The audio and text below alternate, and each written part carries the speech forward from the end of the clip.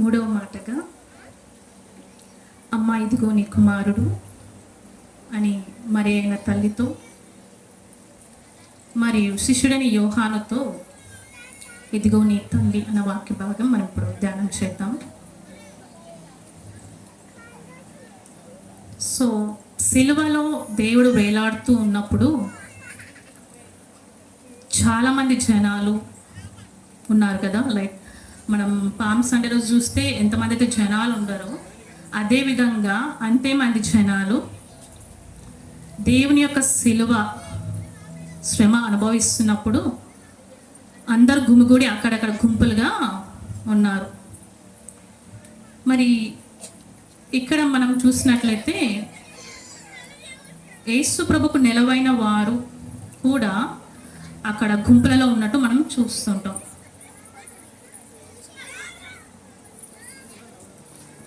యోహాను సువార్త లూకా సువార్త 23వ అధ్యాయము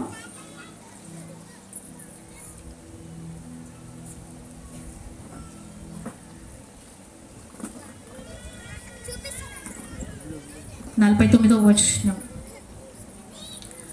ఆయనకు నిలవైన వారందరూ గలిలయ నుండి ఆయనను వెంబడించిన స్త్రీలను దూరంగా నిలుచుండి వీటిని చూచుచుండిరి.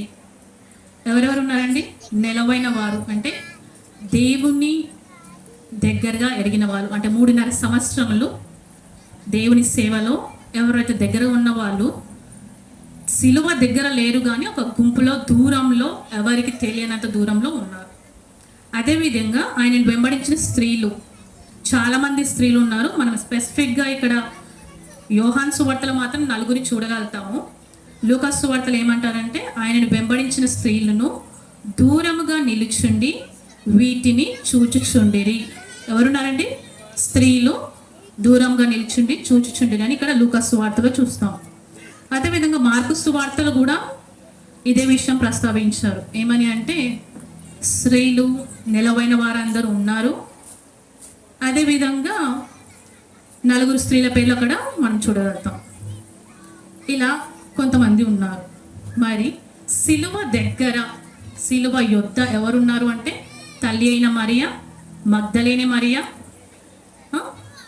తల్లి అయిన మరియకి చెల్లెలు సలోమి అవునా, ఇలా కొంతమంది స్త్రీలు ఉన్నారు. అదేవిధంగా శిష్యుడని యోహాను ఉన్నట్టు చూస్తున్నాం. మరి సిలువ దగ్గర ఇంత దగ్గరగా ఉన్న వారితో, తల్లి అయిన మరియతో, యోహానుతో దేవుడు చెప్తున్న మాట, అమ్మ ఇదిగో నీ కుమారుడు. ఇక్కడ తల్లి పరిస్థితిని ఒకసారి గమనించాలని నేను ఆశపడుతున్నాను. ఇక్కడ చాలామంది తల్లులు ఉన్నాం కదా. సో పెళ్ళి అంటే ఎంగేజ్మెంట్ అయిన తర్వాత ఒక స్త్రీ గర్భమైంది అని తెలిస్తే ధర్మశాస్త్ర ప్రకారం ఏం చేసేవారు? రాళ్ళతో కొట్టి ఆ శుభవర్తమానం తెచ్చిన దూత తనకు చెప్తే మరియమ్మ ఏం చేసింది? అంగీకరించింది. పురుషుని ఎరగదానని అన్నది కానీ చివరికి వస్తే ఏమన్నది? ప్రభుదాస్తాలను నీ మాట చొప్పున జరుగునుగా. గర్భవతి అయితే అయ్యే కాన్సిక్వెన్సెస్ ఏం జరుగుతుంది, ఎలాంటి అవమానాలు వస్తాయి, ఎలాంటి నిందలు వస్తాయి తనకు తెలుసు. ఈవెన్ అవన్నీ ఉన్నప్పటికీ తను యేసు ప్రభుని గర్భం ధరించడానికి, పుట్టడానికి తను అంగీకరించింది. అంటే తను గర్భవతి అయినది మొదలుకొని శ్రమలు గుండా తను వెళ్ళింది, నిందలు భరించింది. అవునా, నిందలు భరించింది, అవమానాలు భరించింది. దేవుడు యోహాను ద్వారా యోసేపుకి కళ ద్వారా ఇలా మరియమ్మ గర్భవతి అని చెప్పిన తర్వాత సపోర్ట్ ఇచ్చాడు యోసేపు. ఏమని తిరస్కరించకుండా సపోర్ట్ చేశాడు. ఆ మరియమ్మకు ఒక ఆదరణ, ఒక బలం ఏంటిదంటే యోసేపు యొక్క అండ. ఆ యొక్క ప్రసవ దినాలు మొత్తం తను అంతగా ఉండగలిగింది అంటే యోసేపు అండ ఇచ్చాడు. సో ఇక్కడ వీళ్ళిద్దరిని దేవుడు ఎన్నుకున్నాడు. వాళ్ళు ఈ అవమానాలని భరించారు. అవునా, ఒక తల్లిగా తన యొక్క బాధను నేను మీకు కొంచెం ఒకసారి గుర్తు చేయాలని తలుస్తున్నాను. అందుకే ఇక ఏమంటారు, పుట్టుక గురించి ఒకసారి చెప్తున్నాను. పుట్టే సమయంలో కూడా స్థలం లేక సత్రంలో కాన్పు జరిగింది. అవునా, సో ఈవెన్ అన్ని విషయాలు తను శ్రమ శ్రమలు అనుభవిస్తూ వచ్చింది మరియమ్మ. ఇంకొక విషయం ఏంటి అంటే శుద్ధీకరణ ప్రకారం యెరూషలేంకి వచ్చినప్పుడు సిమెయోను కూడా దేవుని చేతిలో తీసుకొని సంతోషించి ఒక మాట చెప్పాడు. ఏమని? నీ హృదయంలోనికి ఖడ్గము దూసుకొని పోవును. ఇవన్నీ జరుగుతున్నప్పుడు మరియమ్మ ఒక్క మాట కూడా రిటర్న్ అనట్లేదు. మనం అబ్జర్వ్ చేయాల్సింది ఏంటంటే ఒక స్త్రీగా, ఒక తల్లిగా కొన్ని పరిస్థితులు ఎదురైనప్పుడు మనం భయపడకుండా, తొందరపడకుండా జస్ట్ లిజన్, వినండి, దాని గురించి ఆలోచించుని ప్రార్థనించాలి. ఏం చేయాలి? మనం అందరము వినాలి ఫస్ట్. ఏదైనా మనకు శ్రమ వచ్చింది, ఎవరైనా అన్నారు అనుకోండి, just listen it to it. వెంటనే రెస్పాండ్ అవ్వకుండా వినండి. దాన్ని మరియమ్మ ఏం చేసిందంటే హృదయంలో భద్రం చేసుకుంది. ఇది ఎన్నడు జరుగుతుంది, ఏం జరుగుతుంది, షీ డజంట్ నో, ఎప్పుడు అవుతుందో తెలియదు. అవునా? సో 8 నెలలు, 8 days అనుకుంటా వాళ్ళు అక్కడికి వచ్చింది శుద్ధీకరణ ప్రకారం. ఆ చిన్న వయసులో వచ్చిన మాట సిమెయోను తన హృదయంలో భద్రపరుచుకుంది. మేబీ సిలువలో ఉన్నప్పుడు అవన్నీ తనకు జ్ఞాపకం వస్తుండొచ్చు. ఎవరెవరు ఏమి ప్రవచించారు యేసు ప్రభు గురించి అనేది. అలా మనం ఏం చేయాలంటే మరియమ్మ వాళ్ళ ప్రతి విషయంలో ఓర్పుతో ఉండాలి. అది తల్లి యొక్క గుణం. అవునా కాదంటారా? తల్లి ఏం చేస్తుందండి? వెంటనే పిల్లల కోసం ఏం చేస్తాం మనం? వి ఆల్వేస్ అన్ని దాచుకుంటాం. అవునా? అదే విధంగా మనం ఉండాలి. ఇంకొకటి ఏం చేస్తామంటే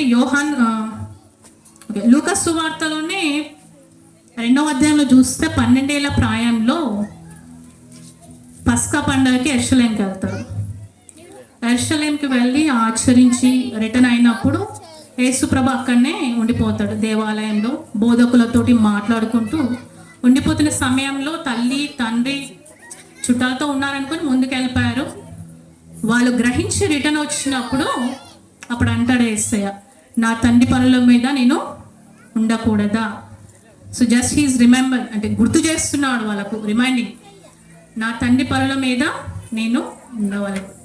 సో ఆ మాట కూడా తనకు అర్థం కాలేదు మరియమ్మకు, బట్ మళ్ళీ తను కూడా జ్ఞాపకం ఉంచుకుంది అన్నమాట.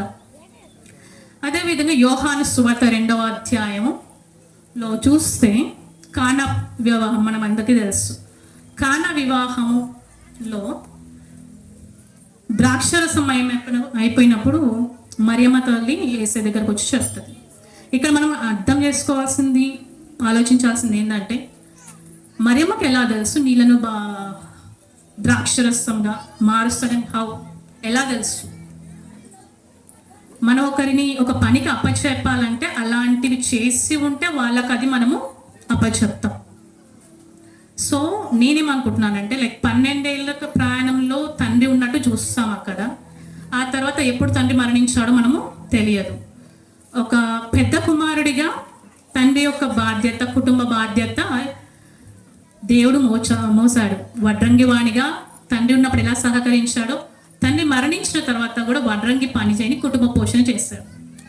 సో అక్కడ మరియమ్మ తల్లి అడిగితే నా సమయం ఇంకా రాలేదు.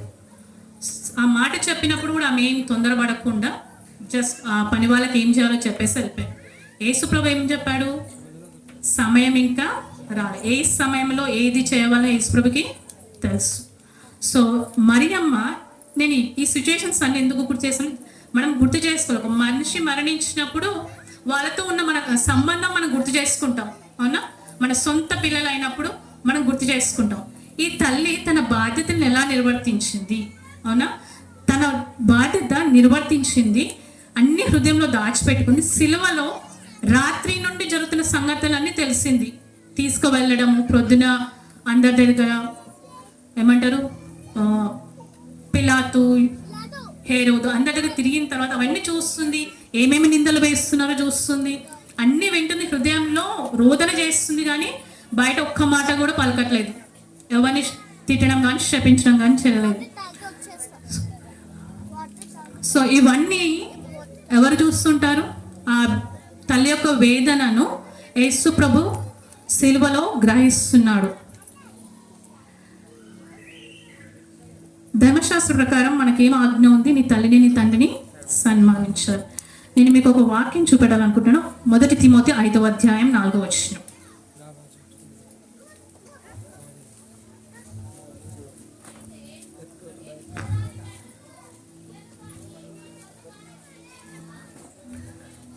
వీరు మొదట తమ ఇంటి వారిల భక్తి కనబరచుటకును తమ తల్లిదండ్రులకు ప్రత్యుపకారం చేయుటకును నేర్చుకున్నాం.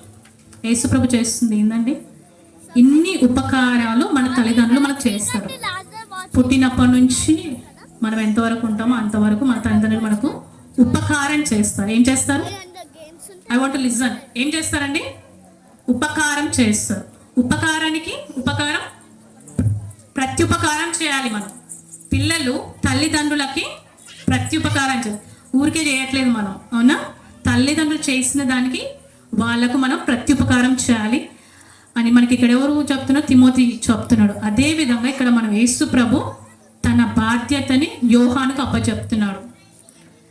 ఇన్ని రోజులు నా తల్లి నన్ను చూసుకుంది, కాబట్టి నేను ఇప్పుడు నా తల్లిని చూసుకోవాలి. యోహానుకు అప్పచెప్తున్నాడు. మరి యోహానుకి ఎందుకు అప్పచెప్తున్నాడు? మనకు బ్రదర్స్ ఉన్నారు, సిస్టర్స్ ఉన్నారు, మరియమ్మకు, ఓకేనా? మరి వాళ్ళకి ఎందుకు అప్పచెప్పలేదని మనం చూసినట్లయితే